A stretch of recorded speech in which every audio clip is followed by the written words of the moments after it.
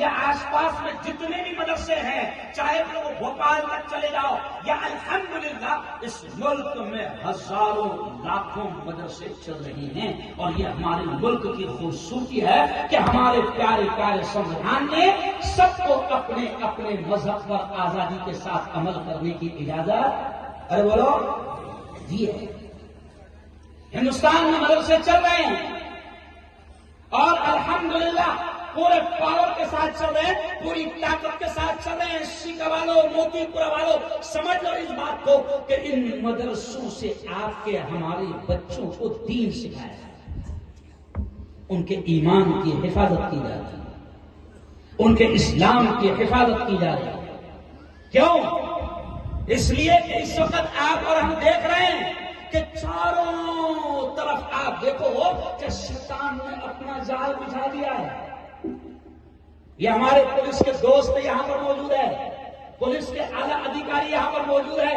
یہ جانتے ہیں کہ کس طریقے سے مارکیٹ میں شیطان نے اپنا جال بچھا دیا ہے اور کس طریقے سے ہماری نسلیں تباہ و برباد ہو رہی ہے.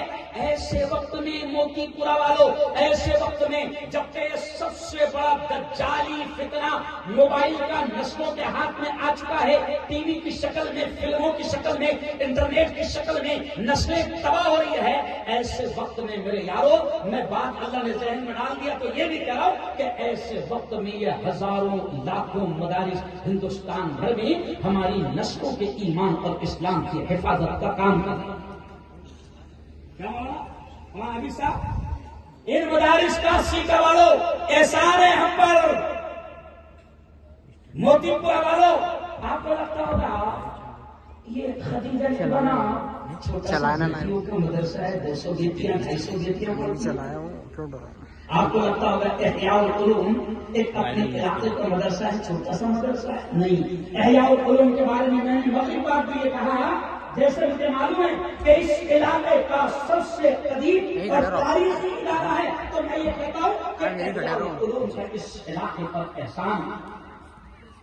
یہ خدیجہ نے بنا جو آپ کی اور ہماری بیٹیوں کو دین سکھا رہا ہے، اسلام سکھا رہا ہے، قرآن کی تعلیم دے رہا ہے، احادیث سکھا رہا ہے، ہماری نسلوں کو تیار کر رہا ہے. یہ خدیجہ بنات اس مدرسے کا موتی پورا والوں، سیکا والوں، راج گڑھ والوں، مدھیہ پردیش والوں، اس مدرسے کا ہم پر، ہماری نسلوں پر احسان ہے. ورنہ کیا ہو رہا ہے؟ ہم دیکھ رہے ہیں کہ حالات کیسے بن گئے ہیں. شرم آتی ہے میں یہ جملہ کہتے ہوئے. اب جو میں جملہ کہوں گا وہ جملہ سن لینا، رونگٹے کھڑے ہو جائیں گے آپ کے، کہ شرم آتی ہے ہمیں یہ جملہ کہتے ہوئے کہ ہمارے کبھی اتنے برے دن نہیں آئے تھے. کیوں بھائی؟ ایمان والوں کے، مسلمانوں کے کبھی اتنے برے دن نہیں آئے تھے کہ ایمان والوں کے، مسلمانوں کے کبھی اتنے برے دن نہیں آئے تھے جو آج ہم دیکھ رہے ہیں کہ ہماری بیٹیاں عدالتوں میں جا کر، کورٹ میں جا کر، یہ جملے پر دھیان دینا جو میں خاص طور سے اشارہ کر رہا ہوں کہ یہ مدرسوں کی کتنی سخت ضرورت ہے اور یہ مدرسے کتنا بڑا کام کر رہے ہیں. مولانا عطیہ اللہ صاحب، اب یہ جملہ آپ خاص طور سے سنیں کہ یہ مدرسے کتنا بڑا کام کر رہے ہیں کہ آج اتنے برے دن ہمارے آ چکے ہیں کہ ایمان والوں کی بیٹیاں، مسلمانوں کی بیٹیاں عدالتوں میں جا کر، کورٹ میں جا کر، کچہریوں میں جا کر یہ کہہ رہی ہے کہ میں اپنی مرضی سے دین، اسلام اور ایمان کو چھوڑ دوں. بولو ہو رہا کہ نہیں ہو رہا؟ ارے بولو نا بھائی، ہو رہا کہ نہیں ہو رہا؟ بے شک. کبھی ہم نے سوچا نہیں تھا کہ اتنے برے دن آئے. ابھی آج ایک ویڈیو وائرل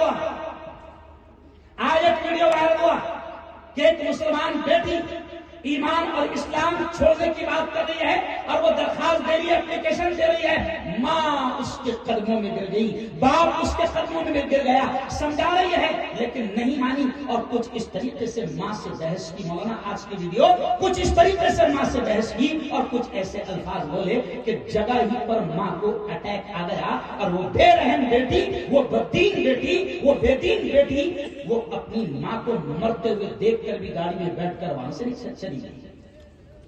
ابھی صرف میں اشارہ کر رہا ہوں کہ اگر ایسے حالات ہے اور ایسے حالات میں اپنی نسلوں کو بچانا ہے. یہ موبائل دیکھو آپ کیا ہو رہا ہے، تباہی مچ گئی، تباہی.